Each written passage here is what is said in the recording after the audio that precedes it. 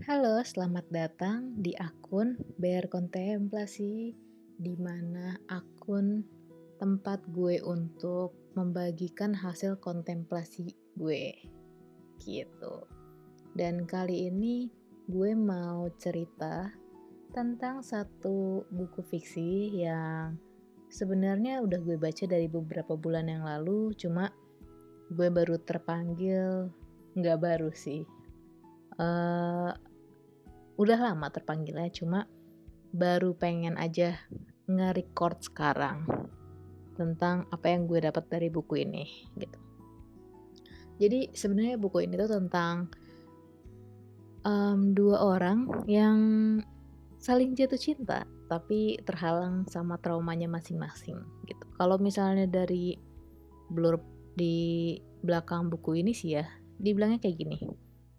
Ada yang bilang hidup yang tertata sempurna ibarat makanan yang dikemas rapi.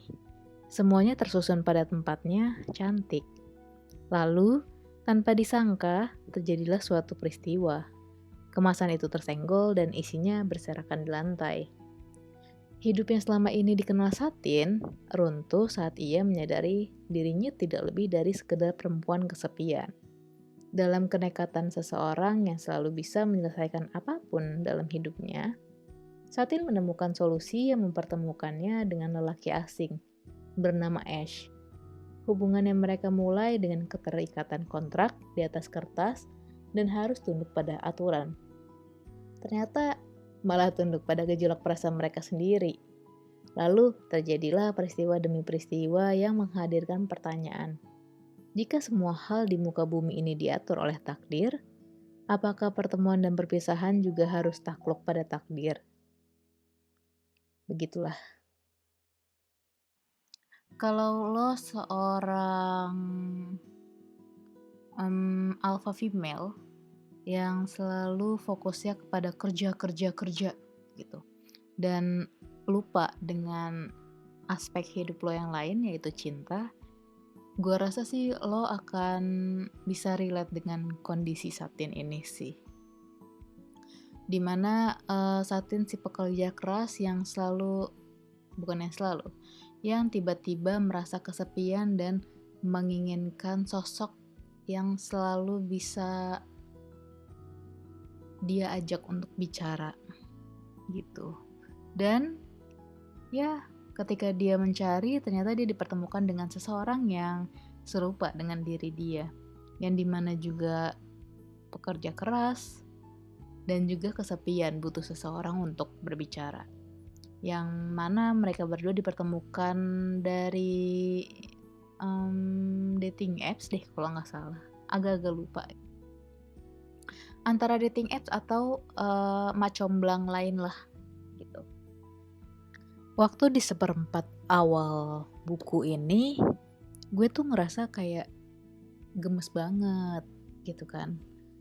Ya sepertiga sampai seperempat lah gitu, karena awal-awal pertemuan mereka tuh berawal dari ketemu, terus habis itu mereka merasa obrolannya nyambung dan pada akhirnya mereka bikin suatu perjanjian, dan janji itu diusulkan oleh Satin gitu.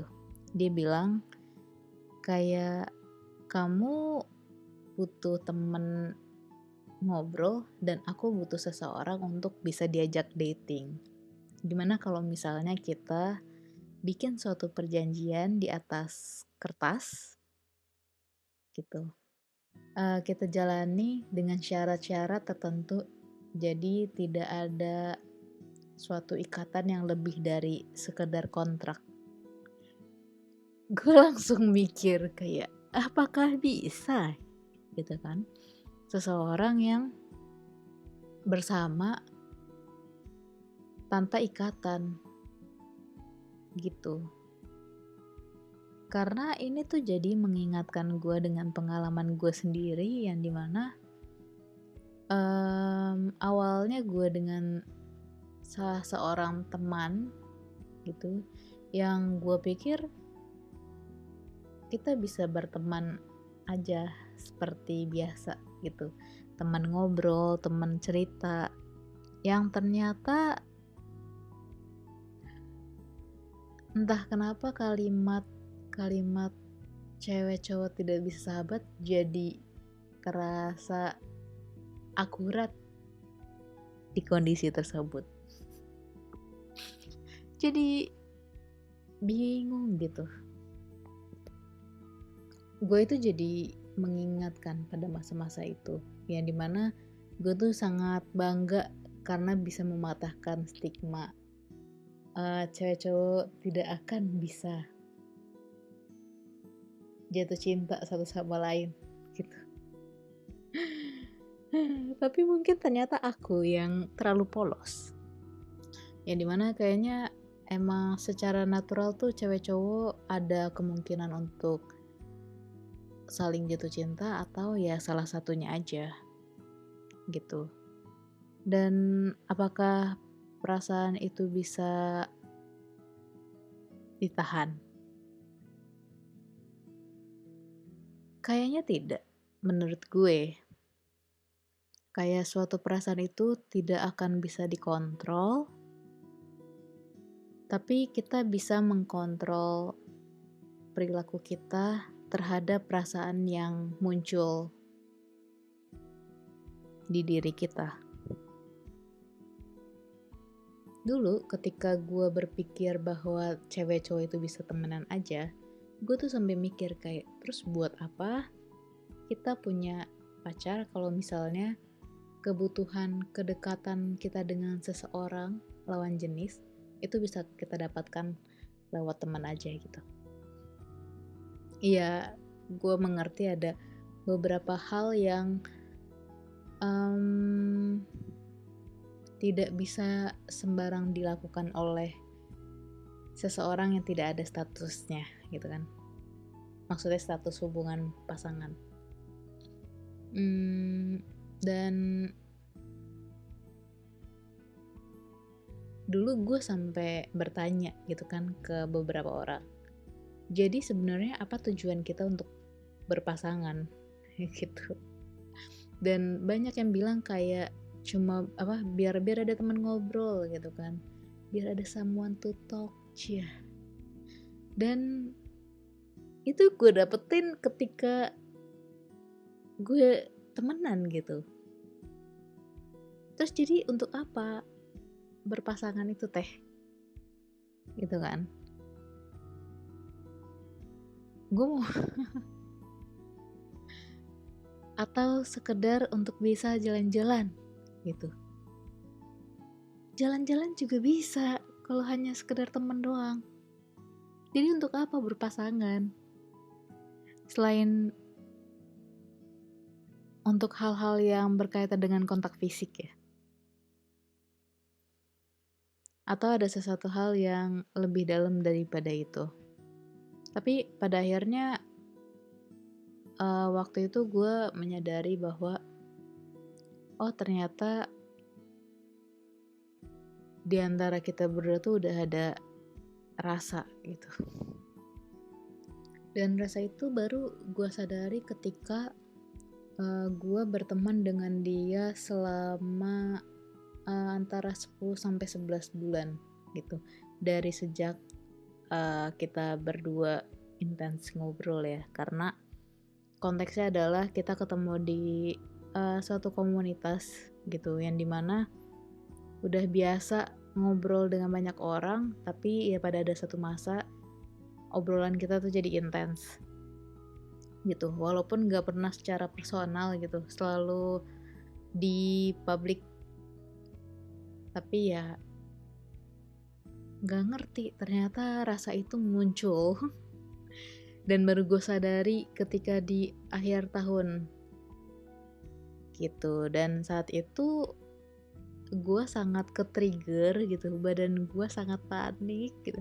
Gue ngerasa kepanikan yang gak jelas gitu, yang dimana itu muncul informasi bahwa ternyata selama ini gue ada perasaan ke dia. Dan kaget sih jujur, siapa sangka gitu. Cuma saat itu gue cuma mengembrace aja perasaan gue bahwa kayak gak apa-apa, muncul perasaan itu wajar gitu, dan itu cuma sekedar rasa, terima aja gitu. Terus ya udah, pada akhirnya gue terima dan udah, gue berjalan dengan seperti biasa hidup. Lebih lucunya lagi tuh, setahun kemudian gue baru mendapatkan kabar, bukan kabar sih, semacam kayak dia lebih menunjukkan bahwa dia ada ketertarikan itu sejak 2 tahun yang lalu, Kak. Anjir. Dimana ternyata dia ada ketertarikan duluan ke gue, dan saat itu emang sengaja, mungkin ada intensi mendekati juga ya. Cuma gue tetap seperti kepada para member pada umumnya gitu, tidak ada perasaan apapun. Sampai akhirnya setahun kemudian setelah gue menyadari perasaan gue, dia menunjukkan itu kembali. Dan di situ gue agak kaget dan gue nggak tahu sebenarnya gue harus ngapain. Di satu sisi ada keinginan untuk kayak ayo kita luruskan sesuatu hal yang masih belum clear gitu. Dan sebenarnya di akhir tahun itu gue emang ada keinginan untuk memberikan satu surat isinya keluh kesah gue selama ini, dan sekalian mengucapkan terima kasih gitu. Asik, terima kasih atas bantuannya selama itu gitu. Karena saat itu ya walaupun menyebalkan ya tapi itu ternyata cukup membantu saya gitu. Jadi kayak ya udahlah gitu. Dan itu gue urungkan, dan pada akhirnya gue ternyata di tengah tahun ini gue semakin mendapatkan kejelasan akan sesuatu gitu. Jadi semakin jelas ternyata dia beneran emang pernah ada rasa gitu. Dan akhirnya gue jadiin untuk kirim surat tersebut dan mendapatkan balasan bahwa iya, dia juga mengkonfirmasi pada akhirnya bahwa iya, dia ada ketertarikan dari awal gitu. Ya cukup kaget sih saat itu. Lebih kagetnya lagi tuh ketika gue saat itu kondisinya bersamaan dengan gue membaca buku Satin ini, dan ada satu adegan yang aku merasa tertampar gitu. Adegannya seperti ini. Satu-satunya cara agar tidak tersakiti, katanya, adalah dengan menerima kenyataan bahwa yang dimau tidak akan selalu akan didapat, bahwa yang dimau tidak selalu akan didapat, bahwa hasil tidak akan mengkhianati usaha itu seringnya cuma pepatah, bahwa yang kau anggap spesial ternyata statusnya tak lebih dari biasa, bahwa perihal-perihal yang sudah jadi pemahaman umum, banyak yang sesungguhnya kebohongan untuk menutupi pahitnya hidup, bahwa bahagia hak semua orang, tapi tidak semua orang bisa memperoleh yang sesuai haknya. Kenyataan-kenyataan yang seharusnya telah mampu dimengerti orang yang sudah mengecap hidup selama hampir 40 tahun. Kalau tidak selamanya kita bisa mendengarkan kata hati, lantas kenapa hati diberi kemampuan untuk bersuara? Kalau hanya akan berujung kecewa, kenapa hati memberikan ruang pada sesuatu bernama harapan? Kalau memang akhirnya hampa, kenapa hati lancang membuka tanpa aba-aba? 3 perkara ini juga harusnya tidak lagi jadi pertanyaan orang berusia hampir 40 tahun, karena perjalanan hidup sudah cukup mengungkapkan jawabannya. Hati diberikan kebiasaan bersuara supaya kau tidak lupa mendengarkan firasat dan hasrat yang tersimpan dalam-dalam sebagai salah satu pertimbangan dalam memilih jalan. Hati memberikan ruang pada harapan karena sejumput harapan bisa jadi alasan untuk hidup. Kecewa hadir supaya kau berlatih pulih. Hati bisa sesukanya membuka pintu tanpa aba-aba agar kau bisa mencicipi hangatnya saat ruang itu terisi rasa buat seseorang tanpa terbebani takut patah hati. Penjelasannya sesimpel itu. Penjelasannya sesimpel itu. Tapi ini bukan jawaban yang ku mau. Bukan jawaban yang bisa ku terima. Jadi mau tahu apa yang terjadi dalam 26 jam terakhir? Seakan-akan semua peristiwa dan masa yang kulalui dalam puluhan tahun hidupku ini tidak ada gunanya. Aku setengah mati membedah kepala dan hati untuk mencari jawaban. 26 jam semenjak aku masih di mobil menuju bandara, termenung di ruang tunggu, duduk terjaga selama 22 jam dalam pesawat, sampai mendarat. Bodoh, aku tahu. Selain tolol dan konyol, menyusahkan diri sendiri pula. Aku juga tahu. Gue tahu lo mungkin akan jawab yang mau gue tanyakan ini. Gak ada gunanya karena toh seperti kata lo tadi. Lo sama dia udah selesai. Tapi gue pengen tahu, lo sama dia udah sempet sampai cinta belum?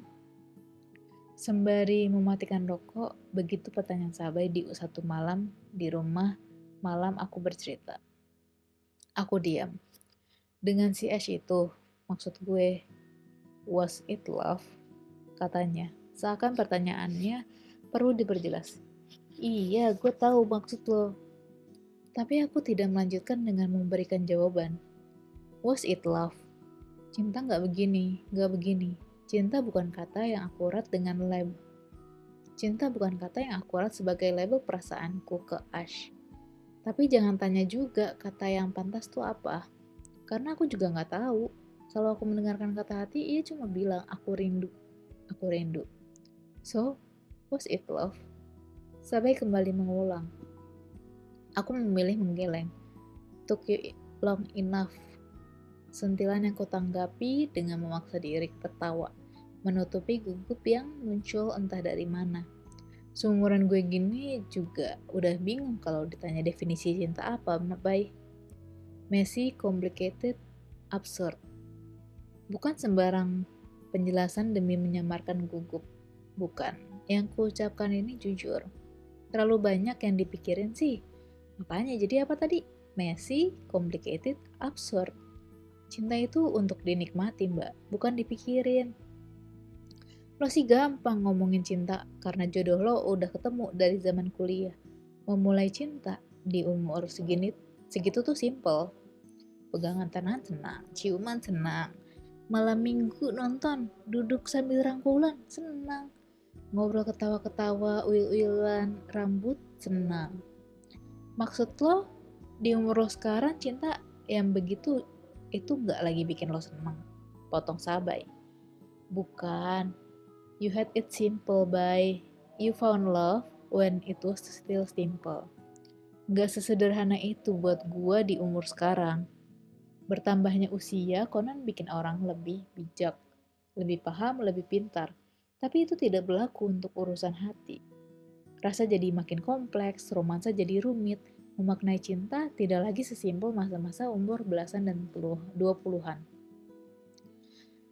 Jatuh cinta itu harusnya simpel, Mbak Satin. Di umur berapapun seharusnya simpel. Menjaga dan merawatnya iya emang kompleks. Gak gampang. Tapi jatuh cinta itu simpel, Mbak. Sederhana, lo suka, lo merasa nyaman, lo jatuh hati, lo cinta. Udah. Ya. Sepanjang perjalanan dalam Uber dari bandara ke hotel, masuk kamar, melepas semua pakaianku dan berdiri lama di bawah pancuran air, percakapan kami dan kata-kata Sabai itu yang kuputar berulang kali di dalam kepala. Jatuh cinta itu sederhana, katanya. Cukup suka, merasa nyaman, jatuh hati, cinta. Sudah. Dan kata-kata yang dari Sabai itu juga keputar di otakku. Jatuh cinta itu sederhana, katanya. Cukup suka, merasa nyaman, jatuh hati, cinta. Udah. Tapi kondisi tersebut bikin gue sadar akan kekompleksan kepala gue saat itu ya, yang dimana sebenarnya ya udah rasa tuh cuma sekedar rasa gitu, nggak perlu lu ribet dengan pikiran lu harus kayak gimana tuh, nggak usah, rasain aja nggak sih gitu. Toh juga masalah jadi atau enggak, berhubungan atau enggak, atau kekhawatiran yang lain itu bisa belakangan gitu, dan lu nggak harus langsung menjawab, nggak harus langsung bertindak atas perasaan lu saat itu juga. Dari buku ini tuh gue berkaca bahwa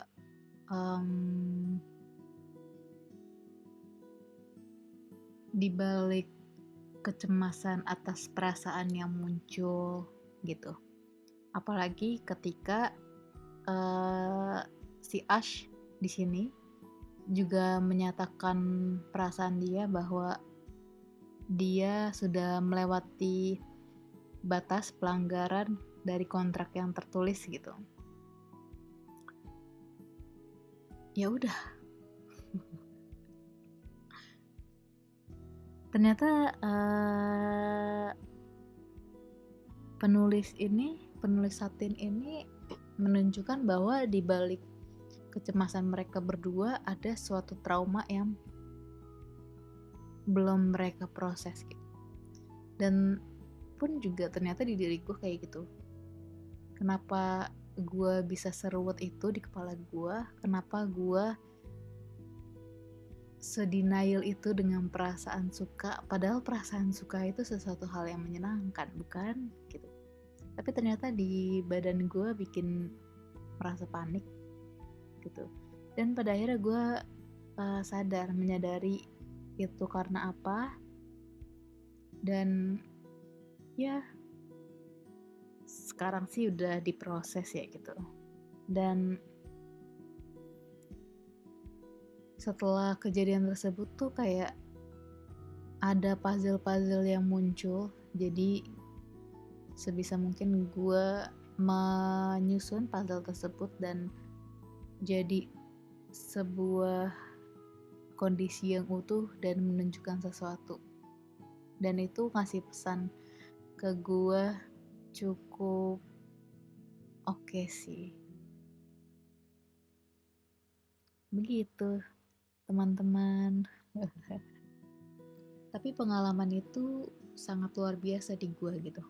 Gue sangat belajar dari pengalaman tersebut, karena selama ini gue gak pernah merasa diri gue itu ada sesuatu hal yang bisa menarik orang, terutama lawan jenis gitu kan, dalam konteks romansa. Ternyata ada beberapa orang. Setelah gue mengalami kejadian ini, gue jadi reflect ke belakang, terus kayak melihat beberapa orang di belakang, siapa aja sih yang pernah ada ketertarikan dengan gue tapi gue nggak sadar gitu. Ternyata ada. Betapa bodohnya aku gitu. Sebenarnya nggak bodoh juga sih, karena apakah gue juga suka dengan mereka gitu kan. Setelah gue inget-inget, biasa aja gitu.